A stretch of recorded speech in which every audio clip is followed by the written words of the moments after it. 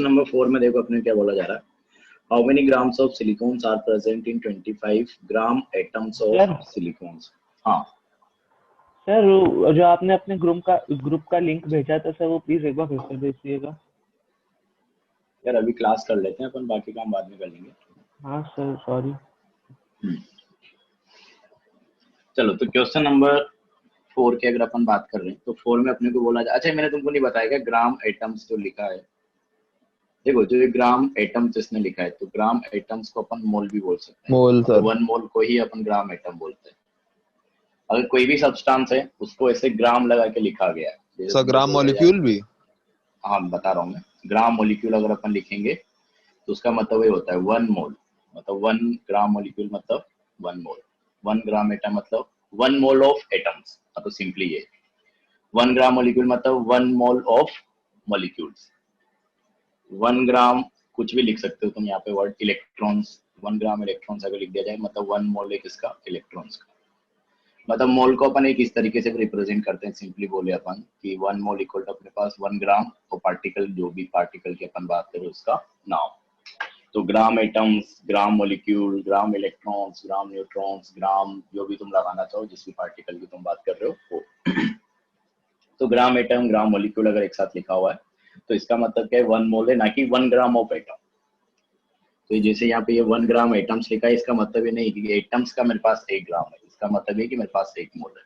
ये समझ में आता है क्या? तो ये चीज तुम लिख लेना नोट डाल के, नोट्स में लिख लेना ये कि 1 मोल को अपन ये भी बोल सकते हैं 1 ग्राम एटम, या इसी को अपन बोल सकते हैं 1 ग्राम मॉलिक्यूल या 1 ग्राम कंपाउंड, जो भी बोलना चाहो इस तरीके से। तो अब तो बन जाएगा शायद 4th वाला, इसमें तो कोई दिक्कत नहीं होगी अब तो। उसने मतलब 35 ग्राम एटम्स बोला है, मतलब 35 मोल्स हो गए अपने पास। तो नंबर ऑफ मोल्स अपने पास आ गए 35 मोल। अपने को पूछा गया क्या नंबर ऑफ एटम्स निकालने के लिए, तो नंबर ऑफ एटम्स निकालना है मतलब मोल को अपन क्या कर देंगे, Na से मल्टीप्लाई कर देंगे, तो 35 इंटू Na आ जाएगा। इसके अलावा कौन सा था अपने पास, क्वेश्चन नंबर 5। तो 5 में अपने को बोला जा रहा है कि find the total number of nucleons. अच्छा न्यूक्लियॉन्स अपने पास क्या होता है, न्यूक्लियॉन्स होता है अपने पास न्यूट्रॉन्स और प्लस प्रोटॉन्स को प्रोटॉन। मिला के अपन न्यूक्लियॉन बोलते हैं। हाँ न्यूट्रॉन्स और प्रोटॉन्स को मिला के अपन क्या बोलते हैं, न्यूक्लियॉन बोलते हैं। मतलब जो चीज न्यूक्लियस के अंदर है ना उसको न्यूक्लियॉन बोला जाता है, सिंपल भाषा में अगर अपन बोले तो न्यूक्लियस के अंदर क्या है, न्यूट्रॉन्स एंड प्रोटॉन्स। तो जब भी न्यूक्लियॉन्स का नंबर पूछा है मतलब तुमको total number of neutrons plus protons बताना है, एक तरीके से मास नंबर ही हो गया। तो न्यूक्लियस मतलब number of neutron plus number of proton, that is mass number. तो न्यूक्लियन वर्ड वहां से आया कि जो चीज न्यूक्लियस के अंदर प्रेजेंट है, क्योंकि न्यूट्रॉन प्लस प्रोटॉन। समझ में आएगा ये? तो मतलब तुमको कार्बन 12 के लिए क्या निकालना है, नंबर ऑफ न्यूक्लियंस मतलब न्यूट्रॉन प्लस प्रोटॉन्स निकालना है, दैट इज मास नंबर के बराबर हो जाएगा। तो आंसर क्या आ जाएगा 12। समझा गया? अच्छा 12 ग्राम के लिए बात कराओ सर क्या चीज, 12 ग्राम। हाँ 12 ग्राम दिया है तो ये 1 मोल हो जाएगा। तो अपने पास 1 मोल में कितने आ जाएंगे, 12 मोल आ जाएंगे ना, 12 मोल आ जाएंगे, क्योंकि एक एटम में कितने 12 है, तो 1 मोल में कितने हो जाएंगे, 12 मोल हो जाएंगे। अगर पीछे आंसर दिया जैसे हम लोगों ने 12 मोल लिख दिया और पीछे आंसर है 6.022 तो सही हो जाएगा ना, 6.010⁻23।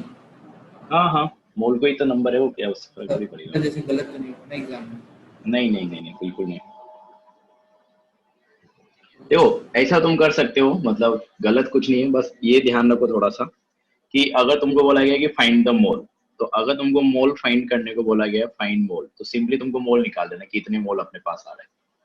और क्वेश्चन में अगर तुमको बोल रहा है कि फाइंड नंबर, तो अगर नंबर निकालने को बोला है तो मोल तो निकालोगे ही, और मोल को क्या करो फिर Na से मल्टीप्लाई करके लिख दो।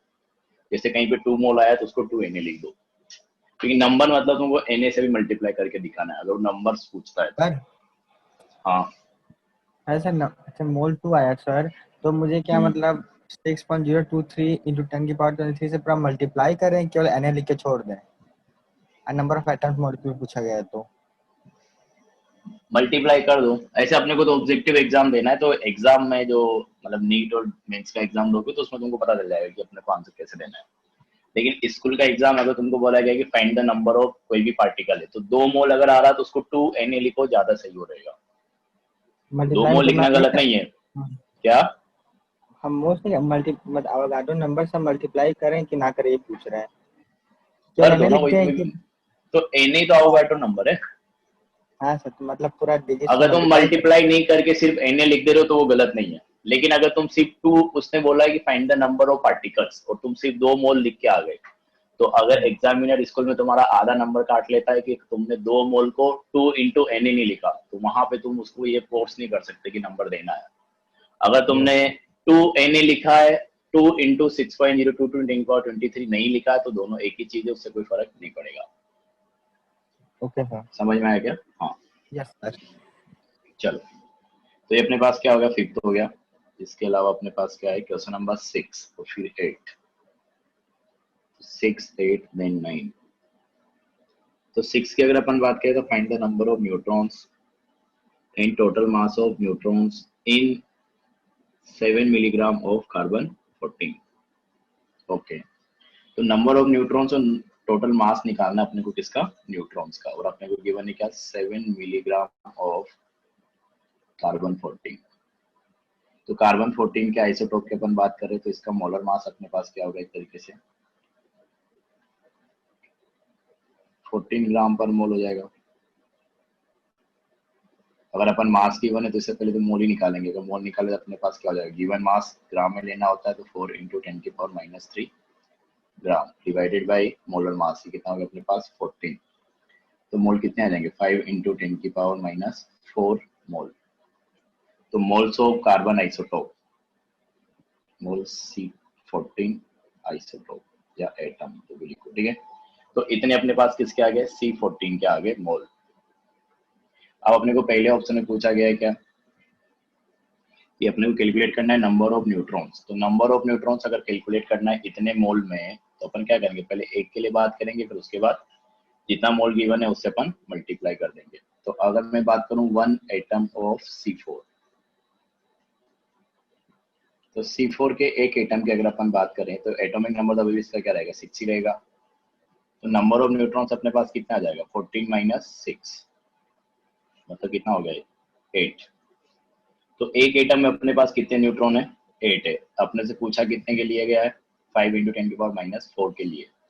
तो टोटल न्यूट्रॉन्स अपने पास कितने आ जाएंगे, टोटल न्यूट्रॉन्स इक्वल टू, एक में 8 है, पूछा जा रहा है अपने पास कितने के लिए, 5 into 10⁻⁴ मोल के लिए। तो ये अपने पास कितना आ जाएगा, 8 into 5 8 into 5 40 हो जाएगा। तो 4 into 10⁻³ मोल। समझ में आया क्या? तो इतने मोल आ जाएंगे अपने पास किसके, न्यूट्रॉन्स के। अरे आवाज आ रही है? Yes sir. Yes sir. हाँ Yes, समझ sir. में आई? हाँ, तो ये तो अपने पास नंबर ऑफ न्यूट्रॉन्स आ गया। अब मतलब मोल वाइज आ गया अपने पास, तो चाहो तो इन्हें से मल्टीप्लाई कर दो। सेकंड अगर अपन बात करें तो अपने से पूछा है मास ऑफ न्यूट्रॉन्स। तो मास ऑफ न्यूट्रॉन्स अगर निकालना है तो अब क्या करो, अपने को नंबर ऑफ न्यूट्रॉन्स पता है, इतना मोल है, एक न्यूट्रॉन के मास से मल्टीप्लाई कर दो तो टोटल मास आ जाएगा उनकी वजह से। तो टोटल मास अगर पूछा है अपने से, तो देखो जो अमाउंट है वो अपने पास मोल वाइज है, तो तुम जो मास निकालो वो भी ग्राम में ही निकालो। मैं तो इतनी बार बोल चुका हूँ कि अगर मोल में तुम्हारे पास अमाउंट गिवन है तो मास को अपन जनरली ग्राम में लिखते हैं। तो इसको क्या करो, एक न्यूट्रॉन के मास से मल्टीप्लाई कर दो कि अपने पास कितने मोल न्यूट्रॉन है, 4 into 10⁻³ मोल। अब मोल को भी क्या करो, अगर तुमको मास निकालना है ग्राम में तो Na से मल्टीप्लाई कर दो, ये अपने पास हो जाएंगे 6.022 into 10⁻23। तो इतने टोटल न्यूट्रॉन्स हो गए, और एक न्यूट्रॉन का मास 1.67 into 10⁻24 ये आ जाएगा, ठीक है। तो ये अपने पास ग्राम में आ जाएगा, तो ऐसा कुछ आ जाएगा। समझ में आएगा ये? अरे समझा? इसको पूरा सॉल्व मल्टीप्लाई करके करना पड़ता है ना। सर इसको पूरा सॉल्व कर देंगे। क्या बोल रहे हो, आवाज नहीं आई सही से, इसमें कैलकुलेशन फिर नहीं आया। सर इसकी कैलकुलेशन पूरी कंप्लीट करनी पड़ेगी। कैलकुलेशन में क्या है, अरे ये तो अपने देखा था ना, ये देखो अपने पास एक तरीके से 1.67 × 10⁻27 और Na एवोगाड्रो नंबर को अपन मल्टीप्लाई करते थे तो 1 आता था, तो ये 1 आ जाएगा तो वापस अपने पास आंसर क्या बच जाएगा 4 × 10⁻³ ग्राम, वही आ जाएगा answer same. Okay sir. Multiply तो करना है, वैसे भी कर रहा वैसे समझ आ क्या जाएगा। बोला आपने, समझ नहीं आया। कुछ नहीं बोला, मल्टीप्लाई करना, मैं ये बोल रहा हूँ। देखो 8 की अगर अपन बात करें तो 8 में अपने को बोला जा रहा है how many atoms are there in 100 mu of helium. तो मास अपने को गिवन है किसमें, हीलियम में। तो ये चीज अगर तुमको ध्यान हो तो मैंने क्लास में बोली थी कि जब मास अगर अपने को एमयू में गिवन है तो जो नंबर ऑफ एटम्स रहेगा, नंबर ऑफ पार्टिकल रहेगा, वो काफी कम रहेगा। तो दो तरीका, या तो तुम मोल वाले तरीके से कर सकते हो कि इसका मोल निकाल दो, फिर मोल से अपन क्या करेंगे Na से मल्टीप्लाई करके नंबर ऑफ एटम्स निकाल देंगे।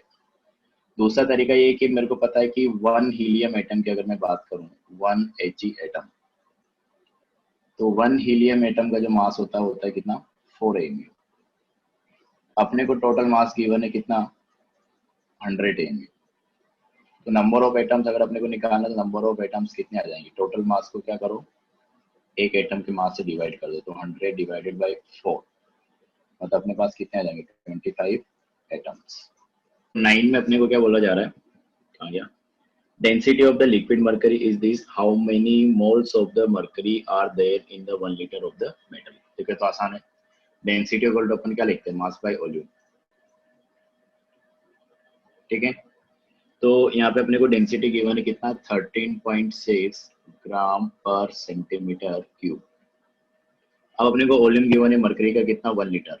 अच्छा, अगर यहाँ पे देखोगे नीचे डेंसिटी के फॉर्मूले में, तो इसने यूनिट क्या लिया है वॉल्यूम का, सेंटीमीटर क्यूब लिया है, मतलब मिलीलीटर लिया है। अपने लिखा है सेंटीमीटर क्यूब, मिलीलीटर या सीसी, तीनों क्या होता है, एक ही चीज होता है। तो अगर लीटर को मिलीलीटर में कन्वर्ट करना है तो 1000 से मल्टीप्लाई करोगे तो वॉल्यूम अपने पास कितना हो गया, 1000 ml।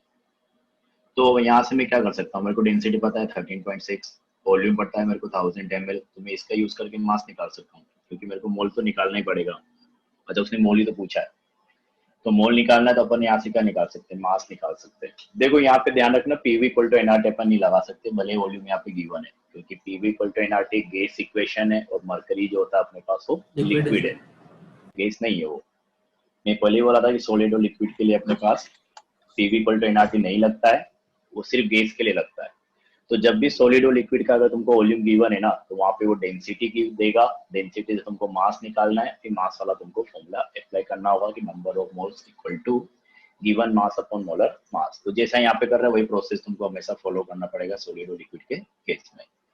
तो डेंसिटी पता है, वॉल्यूम पता है, तो मास इक्वल टू अपने पास क्या जाएगा, डेंसिटी इंटू वॉल्यूम।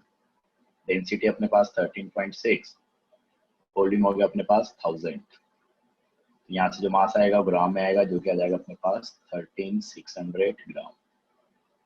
तो मास अगर पता चल गया तो मोल निकालना आपको, तो मोल इक्वल टू अपने पास क्या होता है, given mass that is this divided by molar mass of mercury. तो मोलर मास ऑफ मरकरी तो मेरे को ध्यान नहीं आ रहा कितना होता है, किसी को याद है क्या, किसने किया होगा, अरे किसी ने यूज किया होगा ना मोलर मास ऑफ मरकरी, 200। हाँ 200 आ जाएगा, हाँ ये 200 आएगा अपने पास। तो यहाँ से सोल्व करोगे तो हमारे पास ये आंसर आ जाएगा, मोल जो भी आएगा यहाँ पे सेंटीमीटर क्यूब को नहीं कन्वर्ट करेंगे, क्या चीज, सेंटीमीटर क्यूब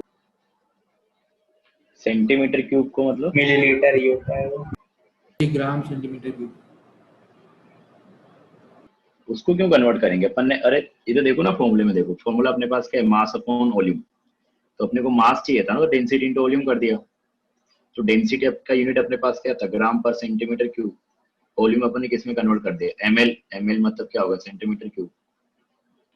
तो कैंसिल हो जाएगा सेंटीमीटर क्यूब से सेंटीमीटर क्यूब, तो यूनिट क्या बचेगा, ग्राम ही बचेगा। ओके सर, वो गलत कर दिया था सर, यूनिट में मैंने गिनती दी सेंटीमीटर क्यूब। नहीं नहीं, यूनिट तुम वो सीधा देखो ना, कि तुम तो जो चीज तुमको गिवन है उसमें देखा करो। जैसे यहाँ पे डेंसिटी गिवन था तो ग्राम पर सेंटीमीटर क्यूब दिया है, तो दिमाग इतना ही लगाना है कि ग्राम सेंटीमीटर क्यूब दिया है। डेंसिटी में अपन ऊपर मास लिखते हैं, नीचे वॉल्यूम लिखते हैं, मतलब ऊपर वाली चीज ग्राम में रखना है, नीचे वाली चीज सेंटीमीटर क्यूब में रखना है। तो ऊपर वाली चीज मतलब मास ग्राम में लेना है, और सेंटीमीटर क्यूब मतलब वॉल्यूम सेंटीमीटर क्यूब में लेना है। ऐसे ध्यान रखना है, और धीरे धीरे आ जाएगी चीजें, ऐसा कुछ नहीं है। अब अभी तुमने गलती की तो आगे तुमको ये चीज ध्यान रहेगी कि ऐसा कुछ अपने को करना है। चलो, तो स्टार्टिंग में होती है छोटी छोटी गलतियां, तो उसको मतलब उसका वो टेंशन नहीं लेना कि अपने से नहीं हुआ है, पर गलती तुमको समझ में आनी चाहिए कि क्या गलती हुई है मेरे से, और वो गलती तुमको आगे रिपीट नहीं करनी है। बस इतना छोटा सा फंडा है अपने पास। अगला अपने पास 14, 22 और 25। तो अगला अपने पास है क्या 14,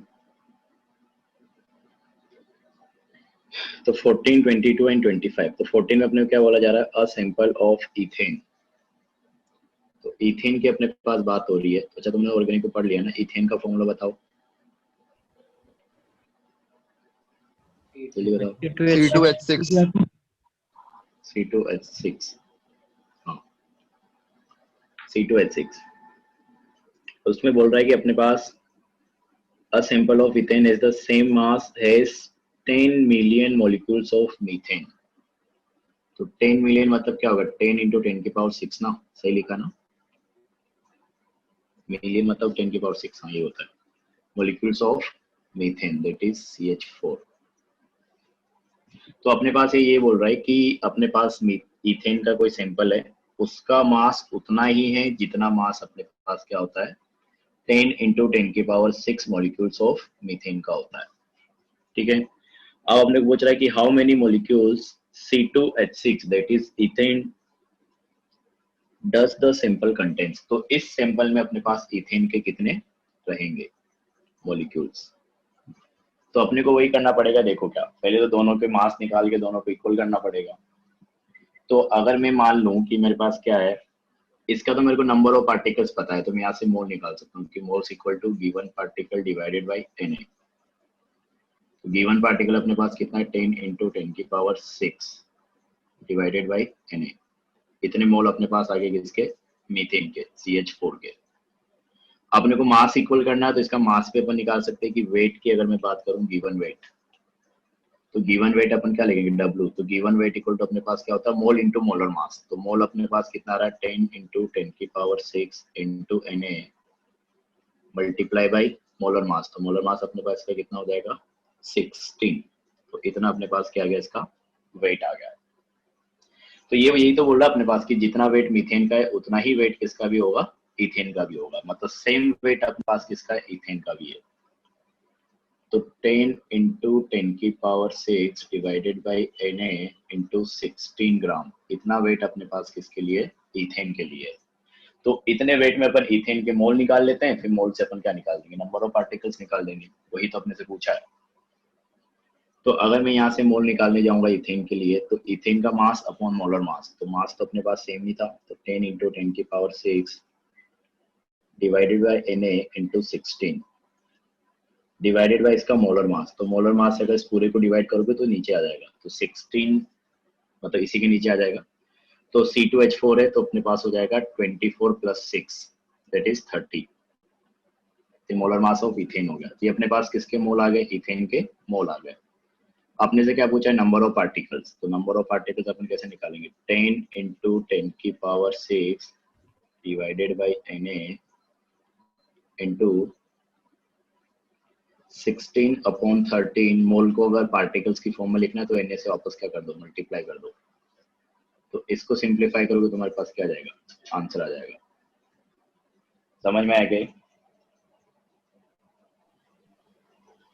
यस सर। हाँ या ना। Yes sir.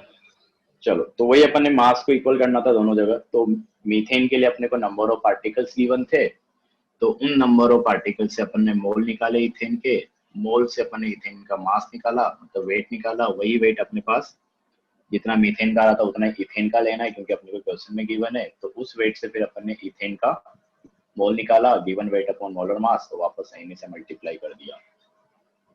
तो ये मैंने यहाँ पे पूरा सोल्व इसलिए नहीं किया था क्योंकि मेरे को पता है आगे Na आएगा, तो Na से Na क्या हो जाएगा, कैंसिल हो जाएगा, तो कैलकुलेशन तुम्हारे लिए आसान हो जाएगी। तो ये चीजें तुमको धीरे धीरे समझ में आएगी, तुमको अपने आप दिख जाएगा क्वेश्चन पढ़ते कि Na बाद में आएगा, तो उसको अपन इससे सोल्व करेंगे। तो कैलकुलेशन अगर तुम पहले ही कर लेते यहाँ पे वेट निकाल देते, तुम्हारा हो सकता है दिक्कत तुमको ज्यादा होती है आगे फिर जाके कैलकुलेशन करने में, क्योंकि यहाँ पे Na से डिवाइड करना पड़ रहा था, आगे जाके Na से मल्टीप्लाई करना पड़ रहा है। तो तुमको प्रैक्टिस इतना करना है कि ऐसी चीजें तुमको डायरेक्ट क्वेश्चन पढ़ के दिख जाए कि बाद में ऐसा कुछ होगा तो अपन इसको कंटिन्यू रखते हैं, तो वो धीरे धीरे आ जाती है, ऐसा कोई दिक्कत नहीं होगा, तुमको भी हो जाएगा मत ये भी। तो ये अपने पास हो गया 14 के बाद अपने पास है कौन सा वाला है? हाँ सर क्वेश्चन 17 के बाद आगे 17 भी बता दें, बिल्कुल 17 भी बता देते हैं। Question number 17। तो देखो 17 में अपने क्या बोला जा रहा है, फ्रॉम 200 मिलीग्राम ऑफ CO2।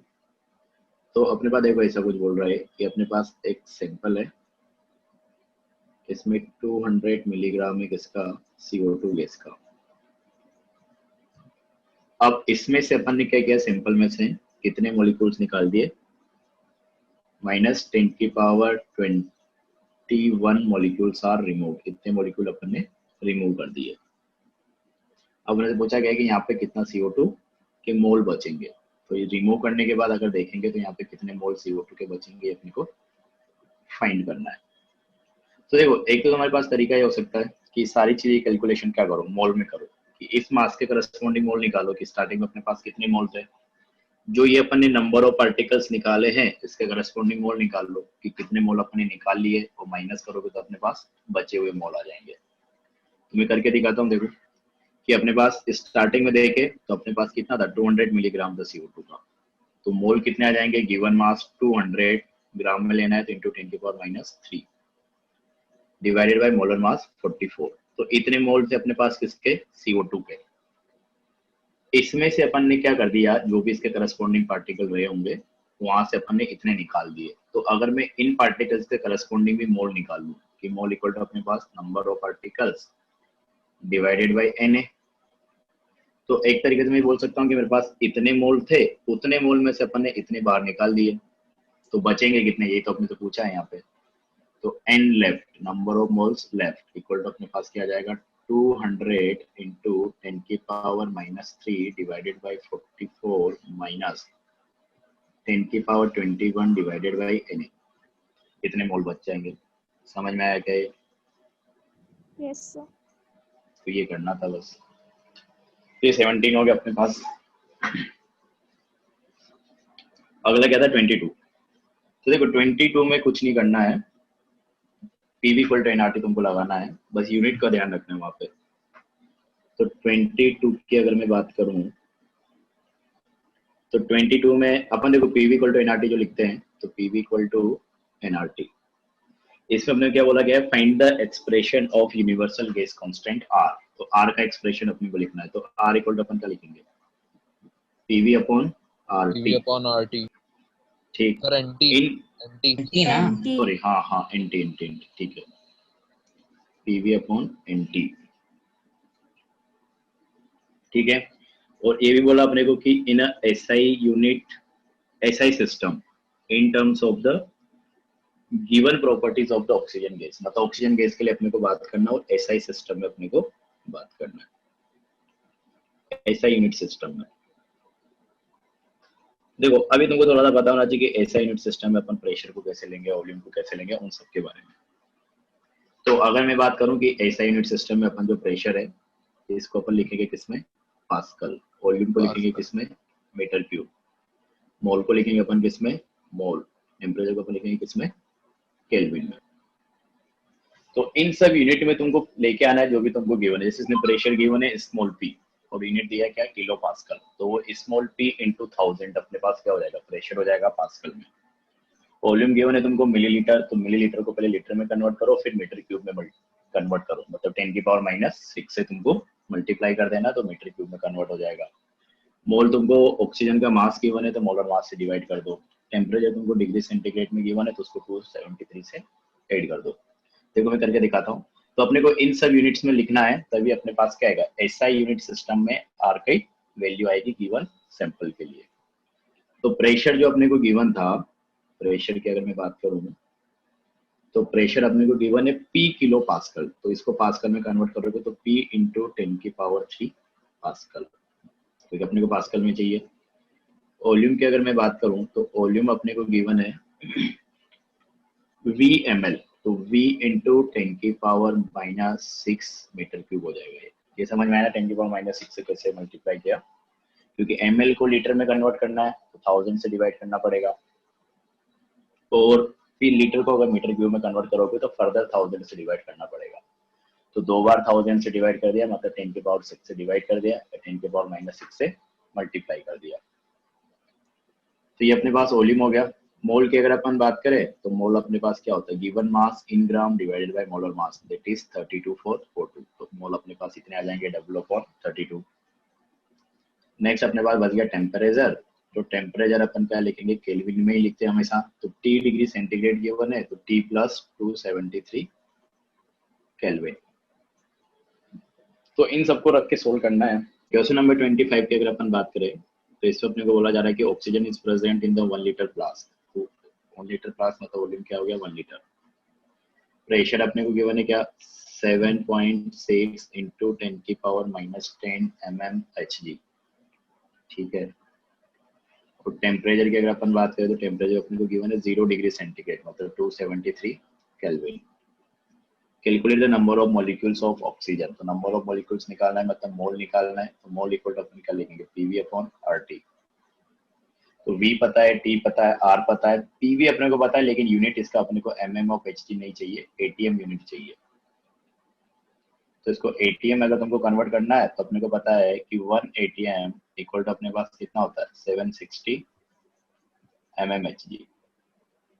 तो यहाँ से क्या समझ में आता है कि ATM बड़ा यूनिट है और mmHg छोटा यूनिट है। तो mmHg को अगर तुमको ATM में कन्वर्ट करना है तो अपने को क्या करना पड़ेगा, 760 से डिवाइड करना पड़ेगा। तो प्रेशर को अगर ATM में कन्वर्ट करोगे तो ये अपने पास हो जाएगा 7.6 × 10 की पावर -10 डिवाइडेड बाय 760 ATM। अब तो वैल्यूज पुट करनी है, तो यहाँ से मोल आ जाएगा, मोल आ जाएगा तो फिर उसको Na से मल्टीप्लाई कर देना, तो नंबर ऑफ मॉलिक्यूल्स पे आ जाएंगे। तो अपन कुछ क्वेश्चन करते हैं रिलेटिव डेंसिटी से रिलेटेड। तो एक क्वेश्चन लिखना है, एक कैलकुलेट, अगला क्वेश्चन लिखना है इसमें calculate vapour density of a gaseous mixture, vapor density of a gaseous mixture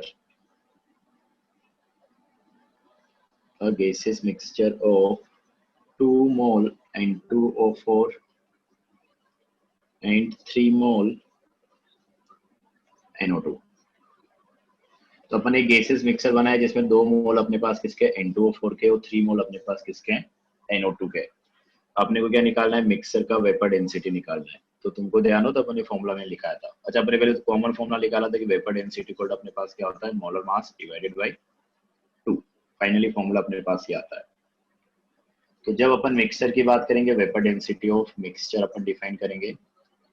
तो वेपर डेंसिटी ऑफ मिक्सचर अपन क्या लिखेंगे कि मोलर मास ऑफ मिक्सचर। तो मोलर मास ऑफ मिक्सचर का मतलब ये होता है कि average molar mass of mixture.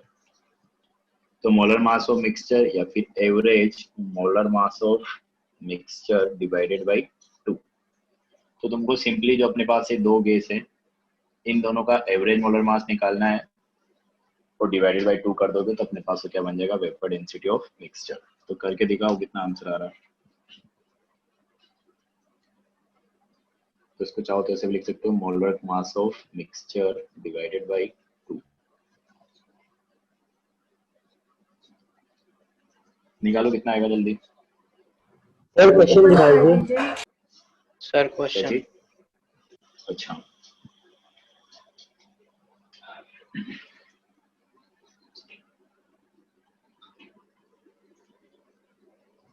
तो 161।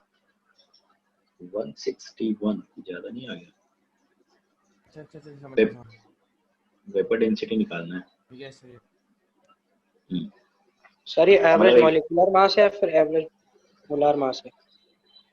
एवरेज मोलर मास ना, मॉलिक्यूलर का मोल के हिसाब से बात कर रहे हैं ना अपन, मोलर मास बोलेंगे।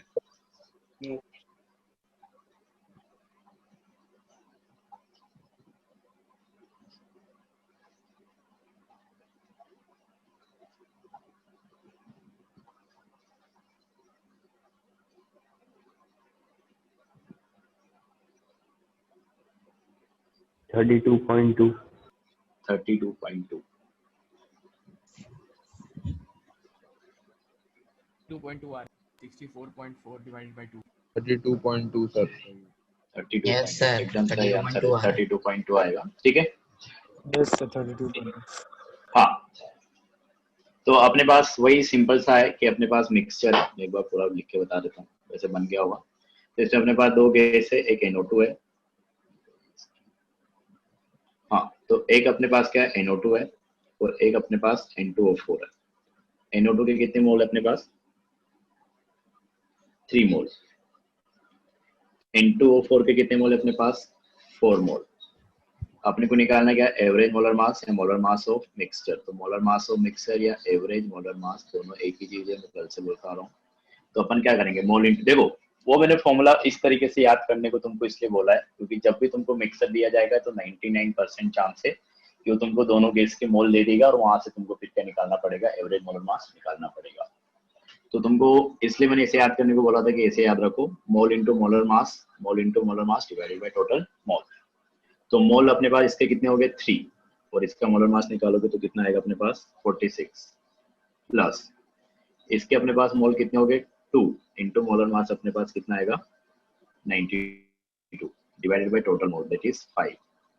तो ये अपने पास कितना जाएगा, यहाँ से सोल्व करोगे तो एवरेज मोलर मास सर ये ग्राम लीटर में आएगी ना? लीटर में क्यों आएगा यार, वॉल्यूम कहाँ से आ और गया? वो 2 into 92 लिखा है। हाँ 2 इंटू 92, मोलर मास 92 होता है ना इंटू 4 का। अरे इसका मोलर मास निकालोगे तो आएगा तुम्हारे पास 46 ग्राम पर मोल। इसका मोलर मास निकालोगे तो आएगा तुम्हारे पास 92 ग्राम पर मोल। तो वही तो क्या है, इसके मोल इंटू इसका मोलर मास, इसके मोल इंटू इसका molar mass divided by total mole that is 5। तो ये अपने पास आ जाएगा 322 डिवाइड बाय 5 ग्राम पर मोल। तो ये अपने पास आ गया एवरेज मोलर मास। अपने से पूछा क्या है वेपर डेंसिटी, तो वेपर डेंसिटी कोड अपने पास क्या होता है molar mass of mixer divided by 2। तो इसको फर्दर तुमको 2 से डिवाइड करना है, तो डिवाइड बाय 2 करोगे तो नीचे आ जाएगा वो, तो मल्टीप्लाई में हो जाएगा 10। ये अपने पास कितना आ जाएगा 32.2। समझ में आ गया? सर C28 होगा सर, क्या होगा? C28 होगा क्या चीज 28 होगा? सर कैलकुलेशन ये। मिस्टेक है क्या? ठीक, हाँ सर ये कैलकुलेशन ग्राम मोल वाला भाई C22 तुम्हारा गलत है भाई, सबका 28 सही है आएगा। देखो। सबका ही आ रहा है। अरे तुम लड़ो मत यार, लड़ मैं नहीं देख रहे, लेता बता हूँ। रहे। ठीक है ठीक है, देखो 32.2 ही मेरे को दिया है, मतलब जो मेरे नोट्स में वही लिखा हुआ है तो वही होगा। देख लेना तुम, कैलकुलेशन वगैरह चेक कर लेना यार, तुम्हारा कुछ होगा दिक्कत। हाँ, तो ये अपने पास समझ में आएगा सवाल कि जब अपन मिक्सर की बात करेंगे तो मोलर मास मिक्सर का लेंगे। हाँ बोलो। सर सर इंडिविजुअली कल एक निकाल सकते NHT वाला आपने क्वेश्चन कराया था, क्या चीज? कल लास्ट में आपने क्वेश्चन कराया था वो छोड़ दिया था पूरा। कौन सा सवाल छोड़ दिया था यार? सर। सर जिसमें डेंसिटी और वेपर डेंसिटी NHT का ऐसा बताना था। तो कराया नहीं था क्या? तो शायद नेट गायब हो गया था, तो उसमें भी दिक्कत हुआ। सर करा दिया था। कराया था वैसे, मेरे को ध्यान आ रहा। ठीक है, उसको भी कर लेंगे। उसमें कुछ था क्या, मतलब यही तो था कि तुमको डेंसिटी पूछा था, तो डेंसिटी का अपने फॉर्मूला निकाला था PM/RT, P into molar mass divided by RT। तो वो लगाना था, वेपर डेंसिटी में मोलर मास डिवाइडेड बाई 2 करना था। फॉर्मूला लगाओ, आ जाएगा। एक और क्वेश्चन करते हैं अपन लास्ट। वैसे एक क्वेश्चन मेरे को वो कराना था लिक्विड के लिए डेंसिटी। अच्छा वो करा दूंगा मैं, तो सही रहेगा। हाँ, तो सर लास्ट सॉलिड क्वेश्चन और अपने लिक्विड पास तो आएगा ही ना। Vapour density of mixture. अरे वो वाला नहीं, अभी अपन इस मॉड्यूल में गया था ना मर्करी वाला क्वेश्चन, कि अगर अपने को सॉलिड और लिक्विड का वॉल्यूम दिया है तो किस तरीके से अपन उसको सोल्व करेंगे। मतलब वहाँ पे PV इक्वल टू NRT नहीं लगा सकते। इसको बताने के लिए मैं एक क्वेश्चन क्लास में कराता हूँ, लेकिन वो मॉड्यूल में पहले आएगा तो वैसे जरूरत तो नहीं है अभी, देख सर लेंगे ज्यादा अपन। क्वेश्चन तो वेपर डेंसिटी से आएंगे ना। हाँ, अरे वेपर डेंसिटी से आता है, स्पेसिफिक ग्रेविटी नहीं आता, मैं पहले बोल चुका हूँ। ये कंसेप्ट मुझे समझ में आना चाहिए। तो वेपर डेंसिटी की अपन वापस बात करें कि vapour density of mixture of NO2 and N2O4 is 27.6. Then calculate sir यही दोनों गैसेस बार बार क्यों ले रहे हैं? मोल परसेंट ऑफ, कुछ और भी ले लो यार, मेरे पास 2 सवाल है उसमें दोनों में यही दिया हुआ है। इसमें कुछ भी आ सकता है, ऐसा तो कोई जरूरी नहीं है। और फ्रेम करना पड़ेगा तो फिर उसके हिसाब से पूरा क्वेश्चन में कैलकुलेशन चेंज हो जाएगी। तो बन जाएगा ना, तुमको क्या कंसेप्ट समझना है। मोल परसेंट ऑफ NO2, सेकंड अगर अपन बात करें तो मास परसेंट ऑफ NO2। तो जो मिक्सचर है उसमें तुमको क्या करना है, देखो वेपर डेंसिटी गिवन है तुमको मिक्सचर का कितना, एवरेज मोलर मास। हाँ एकदम सही सोच रहे हो, एवरेज मोलर मास निकाल लोगे फिर वहां से आगे हो जाएगा। हाँ तो ये अपने को वेपर डेंसिटी गिवन है मिक्सचर का, और उस मिक्सचर में तुमको मोल परसेंट और मास परसेंट निकालने के लिए बोला गया है।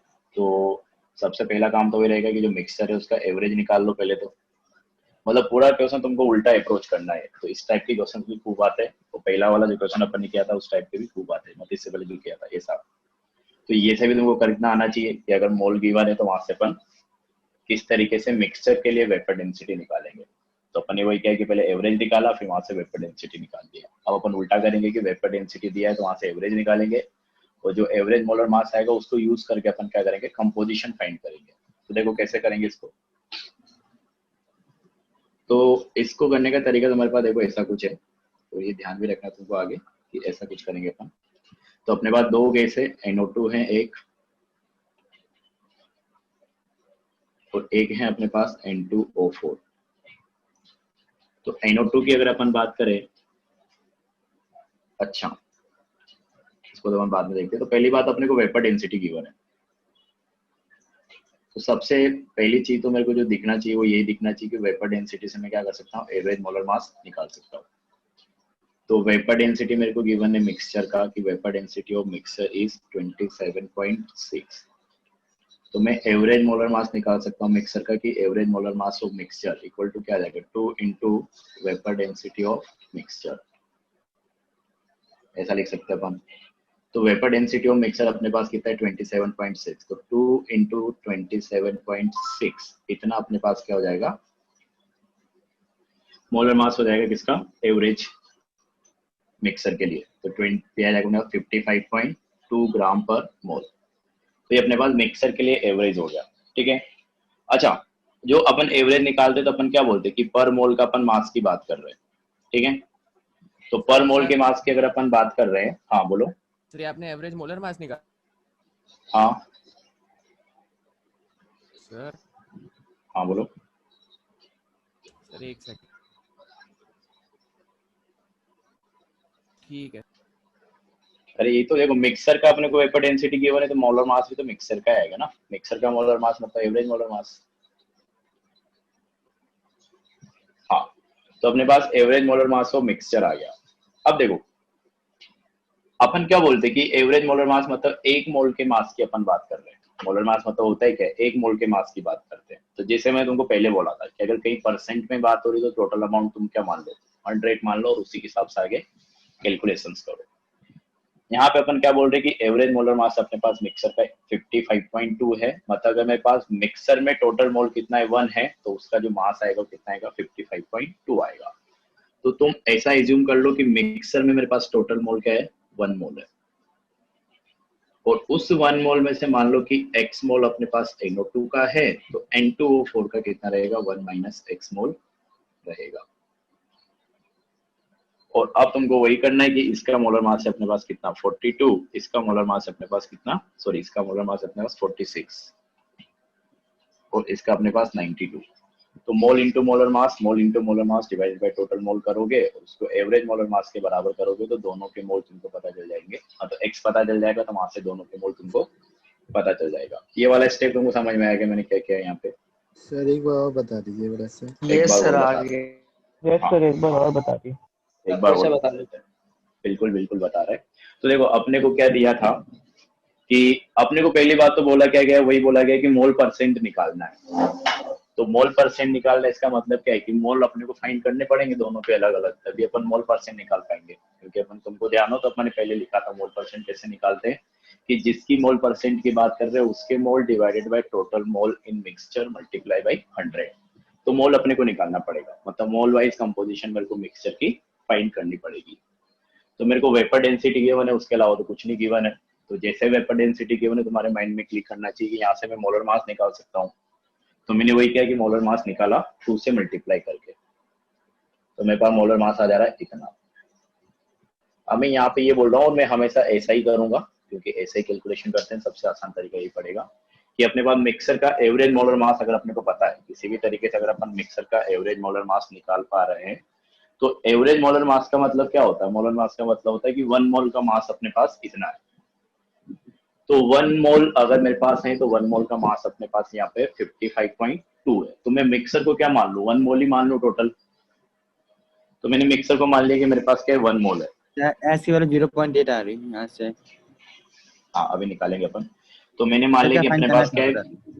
मिक्सर क्या है, मोल परसेंट ना, कि मिक्सर अपने पास टोटल क्या है, 1 मोल है। तो इस 1 मोल में से कुछ मोल NO2 के रहेंगे, कुछ मोल N2O4 के रहेंगे। अपने टोटल मोल मान लिया कि 1 है अपने पास। तो मैंने बोल दिया कि 1 में से x मोल किसका है, NO2 का है, तो 1 माइनस x 80% मोल आ किसका हो जाएगा, N2O4 का हो जाएगा। क्योंकि टोटल तो कितना होना है, 1 होना है। 80%।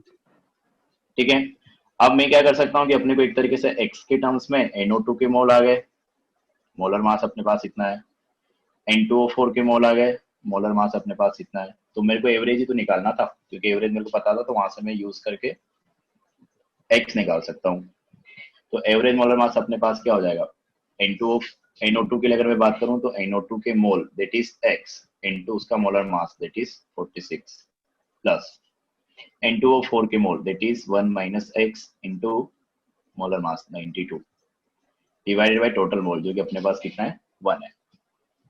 तो यहाँ से अगर तुम सोल्व करोगे तो एवरेज मोलर मास तो अपने पास है 55.2 equal to 46x plus 92 minus 92x।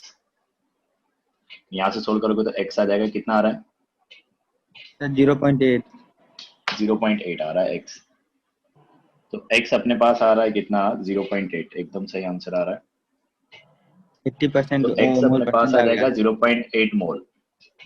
तो x अगर अपने पास 0.8 मोल है तो NO2 के मोल अपने पास कितना हो गए, एक तरीके से 0.8 मोल ही हो गए। Yes sir. कि NO2 के मोल की मैं बात मोल करूँ तो मोल परसेंट 80 0.8 सर। मोल हो गए।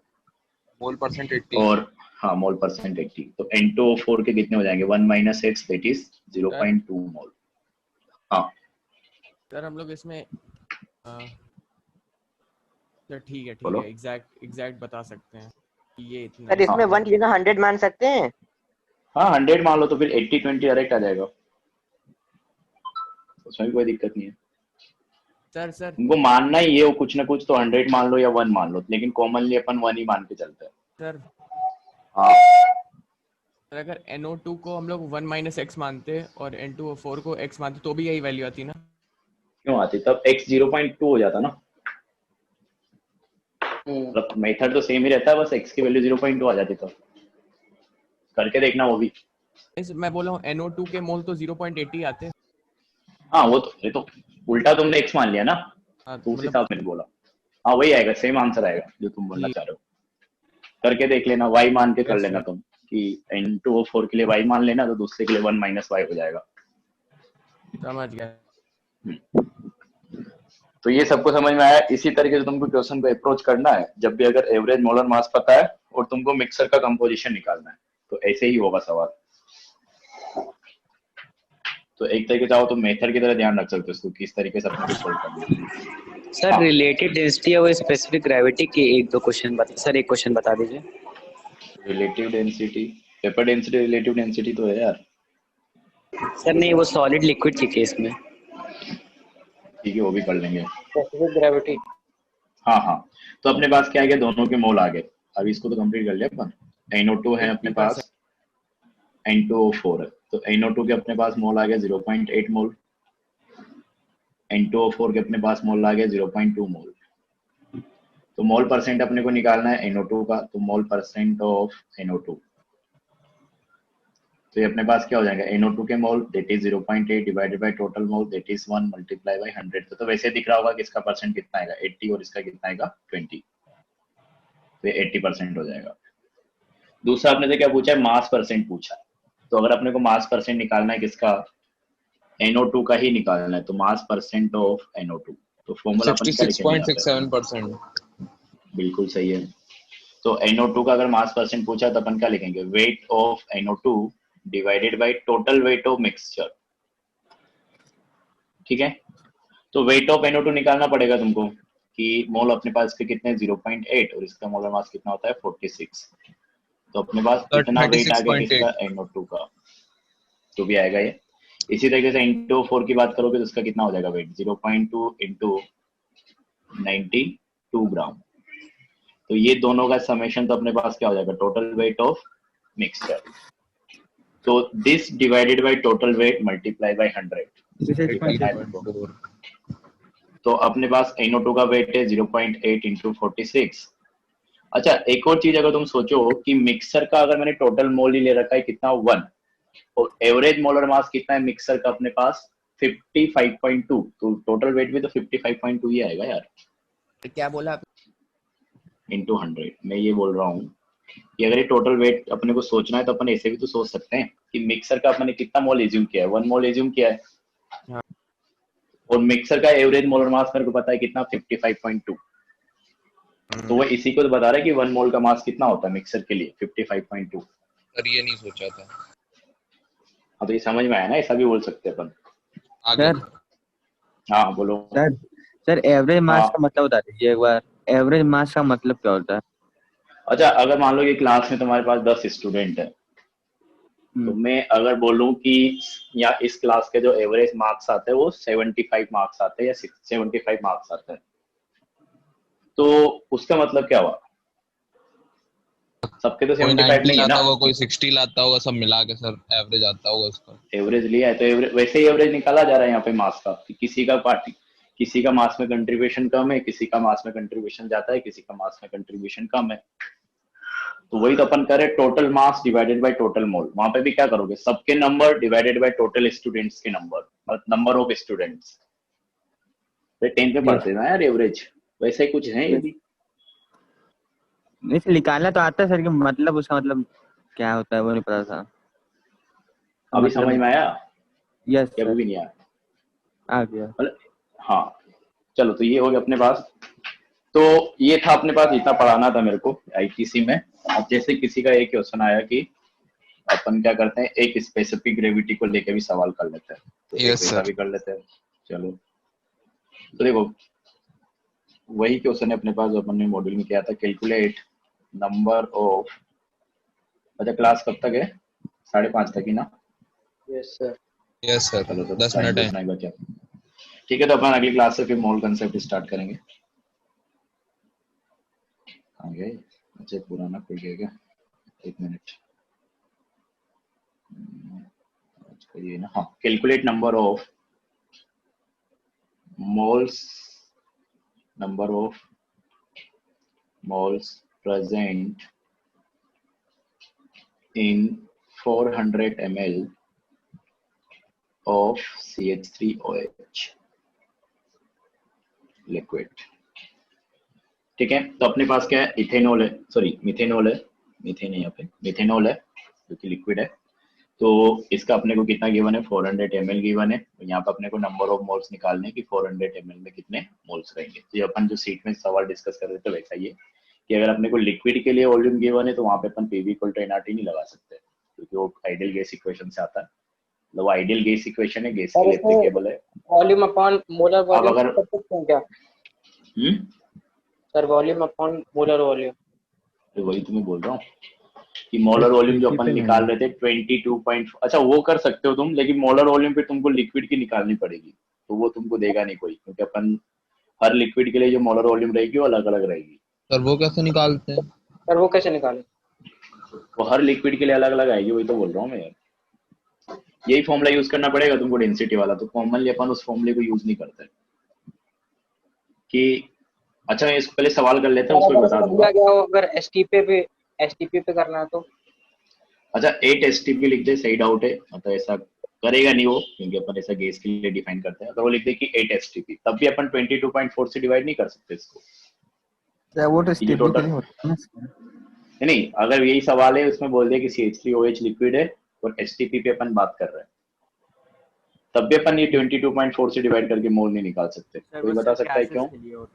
वो सिर्फ गैस के लिए होता है यार। PV = NRT से अपने यस फॉर्मूला सर, निकाला है। गैस के लिए डिफाइंड है। हाँ ये लिक्विड है, तो सबसे बड़ा मतलब प्रॉब्लम यही हो रहा है कि ये लिक्विड है अपने पास। और वो इक्वेशन सिर्फ गैस के लिए है। सर तो इसके लिए कोई फॉर्मूला बना होगा क्या? क्या चीज? इसके लिए कोई फॉर्मूला बना होगा क्या? तो इसके लिए वही तो फॉर्मूला यूज करेंगे, बोला डेंसिटी वाला, डेंसिटी के थ्रू अपन जाएंगे, डेंसिटी गिवन रहेगी तो उसी को यूज करके अपन निकालेंगे। इसे मॉड्यूल में भी क्या था अपने मरकरी वाला सवाल। यस वैसा तो यहाँ पे भी वैसे ही करेंगे। अब जो वो किसी ने बोला था कि स्पेसिफिक ग्रेविटी को यूज करके दिखा दो, तो मैं डेंसिटी नहीं देके तुमको क्या कर रहा हूँ, स्पेसिफिक ग्रेविटी दे रहा हूँ। तो मैं लिख देता हूँ कि मेरे पास क्या है कि जो स्पेसिफिक ग्रेविटी है, क्योंकि यहाँ पे अपने को डेंसिटी चाहिए होगी, तो मैं लिख रहा हूँ कि स्पेसिफिक ग्रेविटी, मतलब डेंसिटी की जगह तुमको स्पेसिफिक ग्रेविटी दे सकता है। स्पेसिफिक ग्रेविटी ऑफ CH3OH वो है अपने पास कितना, 0.8। तो अगर तुमको ध्यान हो तो मैंने ये चीज बोला था कि डेंसिटी ऑफ सब्सटेंस वो क्या होता है अपने पास, स्पेसिफिक ग्रेविटी की वैल्यू और यूनिट वहां पे हमेशा क्या रहेगी, ग्राम पर ml ही रहेगी। याद आया कुछ? अरे क्या आपने बोला, फिर से बताइए। अरे अपन ने कल पढ़ा था कि स्पेसिफिक ग्रेविटी अपने पास बढ़ क्या, जाता है डेंसिटी हाँ स्पेसिफिक ग्रेविटी अपन कैसे डिफाइन करते हैं कि density of substance divided by density of H2O at 4 degree। At 4 degree. याद हो, मैं डेंसिटी ये पढ़ा नहीं है कल जाके नोट्स अच्छे से। तो स्पेसिफिक ग्रेविटी अपन डिफाइन कर रहे थे, अपन ऐसे अगर हर चीज को 2-2 बार पढ़ेंगे तो अपना सिलेबस हो गया। फिर तो पुरानी चीजों को अच्छे से पढ़ के आया करो। हाँ तो मैं बता दे रहा हूँ अभी तो कि density of substance divided by density of H2O at 4 degree centigrade. तो अपन बोल रहे थे कि जो डेंसिटी है H2O का 4 डिग्री सेंटीग्रेड पे, ये 1 ग्राम पर ml होता है। Sir yes sir. हाँ तो अगर तुम सब्सटेंस की डेंसिटी भी लेते हो किसमें, ग्राम पर ml में, जो भी उसकी वैल्यू है डिवाइडेड बाय 1 ग्राम पर ml करोगे तो ग्राम पर ml से ग्राम पर ml कैंसिल हो जाएगा। यहाँ से अपन यही बोल रहे थे कि स्पेसिफिक ग्रेविटी जो रहेगा सब्सटेंस की डेंसिटी के बराबर रहेगा, लेकिन जो यूनिट है वो क्या होनी चाहिए, ग्राम पर ml होगी। तो वही तो अपन ने लिखा। तो स्पेसिफिक ग्रेविटी का इतना ही यूज है। अगर तुमको स्पेसिफिक ग्रेविटी दी हुई है, डेंसिटी नहीं दी है, तो जो स्पेसिफिक ग्रेविटी है वो डेंसिटी के बराबर रहेगी किस यूनिट में, ग्राम पर ml यूनिट में। इतना यूज होगा स्पेसिफिक ग्रेविटी। आंसर 10 मोल्स है। अपने को डेंसिटी भी गिवन है, तो डेंसिटी इक्वल टू अपने पास क्या होता है, मास बाय वॉल्यूम। तो मैं मास से तो क्या कर सकता हूँ, मोल निकाल सकता हूँ, भले वॉल्यूम से नहीं निकाल पा रहा हूँ। तो मास मेरे पास क्या हो जाएगा, मास इक्वल टू अपने पास हो जाएगा डेंसिटी इंटू वॉल्यूम। वही सवाल है जैसा अपन जिसमें किया था सीट में। तो डेंसिटी अपने पास 0.8 है, वॉल्यूम अपने पास 400 है, तो यहाँ से जो मास आएगा वो कितना आ जाएगा, 320 ग्राम। तो मास आ गया, अपने को मोल निकालना है। तो मोल इक्वल टू क्या होता है, given mass upon molar mass divided by 32। तो कितना आ जाएगा, 10 मोल। तो ये ध्यान रखना है कि जब भी अपने पास सॉलिड और लिक्विड रहेगा तो इसी तरीके से तुमको सोल्व करना पड़ेगा। अगर वॉल्यूम गिवन है तो कि वॉल्यूम से पहले मास निकालना है, तो अगर वॉल्यूम से मास निकालना है तो डेंसिटी यूज होगा। तो ये होगा अपने पास।